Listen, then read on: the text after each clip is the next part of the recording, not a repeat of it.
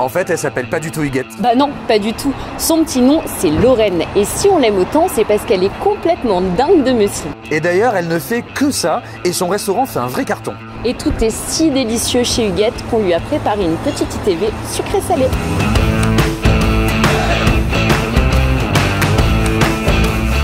On peut se dire qu'on peut en prendre au petit déjeuner, qu'on peut en prendre le midi, au goûter. En fait, on peut en prendre toute la journée. C'est l'avantage du muesli, c'est qu'on l'adapte en fonction de sa faim et de son envie. Ah, c'est difficile de répondre à ça.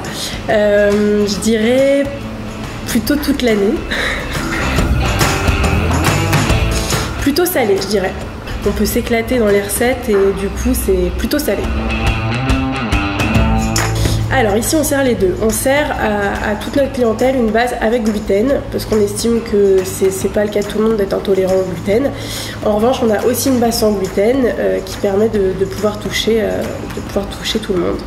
Pour le muesli classique avec du gluten, on utilise de l'orge, de l'avoine, du seigle et du blé. Et le muesli sans gluten, il est composé de quinoa, châtaigne et noix de cajou sans sel. Chez Huguette, on est plutôt assiette. Pourquoi? Parce que notre grande spécialité, c'est quand même les mueslis salés et qu'on a quand même vraiment envie de retrouver un plat le midi qui nous donne vraiment le sentiment d'avoir mangé une assiette gourmande. C'est plutôt craquant et ce qu'on aime, c'est justement proposer du moelleux avec autre chose. Soit de la salade, soit des mousses, soit des ingrédients, des fromages, des crèmes. Enfin, ce qu'on aime vraiment, c'est créer le contraste en bouche entre justement le moelleux et le craquant. Léger et gourmand. Alors, tout est possible. On propose des mueslis avec du lactose, étant donné qu'on travaille beaucoup à partir de fromage blanc, donc lait de vache. On utilise beaucoup de boissons végétales comme l'amande, le coco, l'avoine ou encore le soja qui est quand même un grand classique.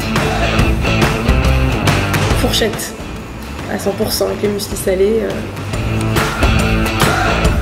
Froid, que ce soit pour les mueslis sucrés ou pour les mueslis salés, c'est vrai que le froid permet de vraiment avoir conscience des textures et des saveurs.